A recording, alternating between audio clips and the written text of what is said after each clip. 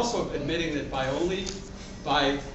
limiting it to situations where people are being blocked, you're effectively saying that out of a 10-foot wide sidewalk, 5 feet of it can be blocked by anybody who wants to at any time, because it only takes 5 feet to be able to walk by or roll your, if you're in a wheelchair, that you could move your wheelchair through that. So you're essentially saying every sidewalk throughout this entire city has a 5-foot zone that anybody who wants to can encroach on for any reason, whenever they want to, and the police can't do a thing about it because it's not blocking anybody from walking by. Well, no, the police can do a thing about it, and you just have to find, because we have to find other ways to encourage that person not to block the sidewalk. That particular law, the way it is written, it will not apply to a homeless person standing there with his shopping cart, and he just wants to stand there between 6 a.m. and 9 p.m. If he just wants to stand there with his sidewalk and he's not doing anything else, it's just standing there with his shopping cart. That citation, I can write it because based on what you're saying, but the court will throw it out, and that's the court that we live in that world where the courts dictate which laws are most applicable. There's no court case involved in this right now, but you're saying someone's opinion. That's an opinion. Now the good thing is we have other laws to try and encourage people to get to the place we want to be. Where do you take your direction from in interpreting these laws? Are you getting information from the city attorney? The city attorney's office. And is it our local prosecutor or is it back downtown? Well, we have a local prosecutor, but it's twofold. The local prosecutor will give us direction of what's a fileable case and what's not a fileable case. We also have our internal counsel who tells us this is what I expect you guys to do to live within the law or to work within the law, excuse me, and to minimize litigation. So, because one thing we can't do is be in a position where we're picking on people and enforcing certain laws just because we want to get them off the sidewalk.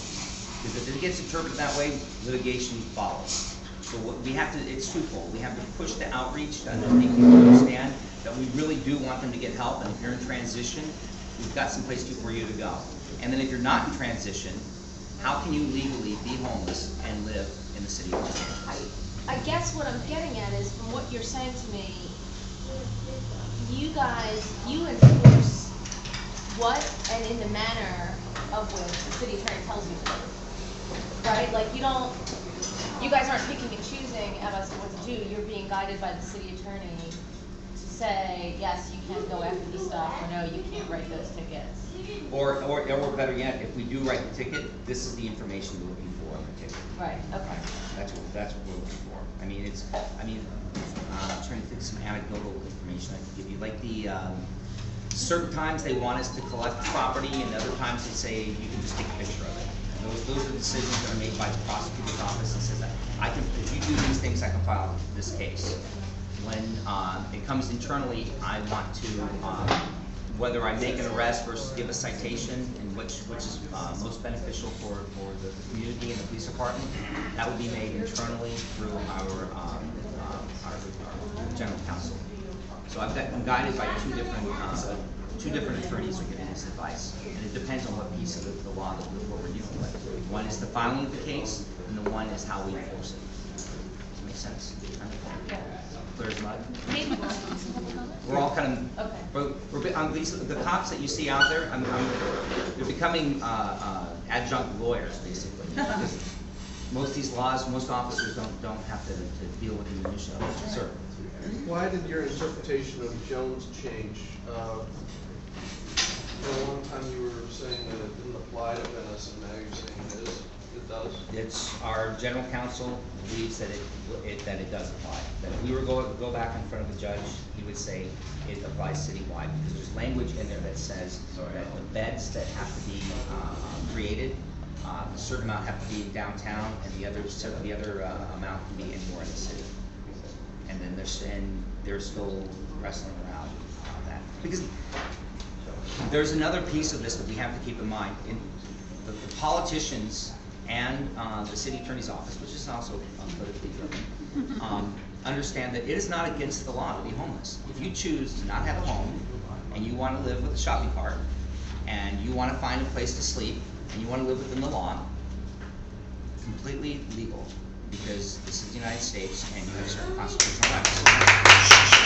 Please, guys, please. That's not an opinion, okay, that's a fact, okay. reality. Now, on the flip side, okay, hoarding, the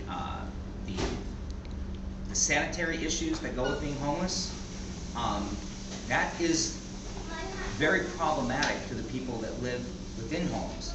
Now, and this I'll tell you, this is, this group is gonna agree.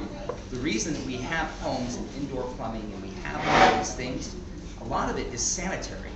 You know, and I'll give you, for instance, Mr. Bush put up the tent out there with the bucket. Okay, he said, well, people, you know, we had outhouses for years. I said, yeah, and we had dysentery for years. Okay, so there's a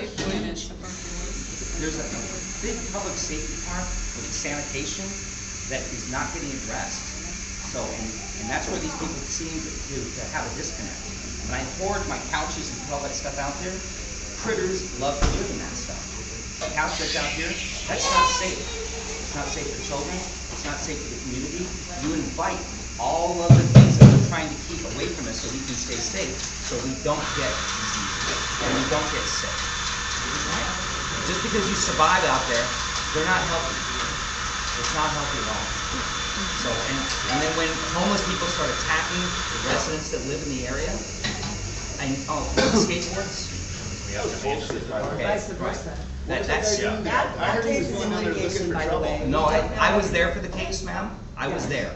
And Okay. wasn't the guy a police cadet that got in the fight with the homeless person? No, that's a different case. Different case. Different case. Oh, there was a police cadet. You know what, and we want, if you wanna go down the list of all the people I had, all the homeless people I had to arrest for attacking themselves or attacking other people, it would be in the hundreds. And I've We only have been here crime since in the January. house. Yes. Thank You you. know, but most of, Let's, Okay. just because of time, I mean, this is a bit of a side issue here. Let's do some public comment, and I'm actually just taking these in the random order that they. 60 seconds. Yeah, everyone please take a minute. okay. Helen Stoker?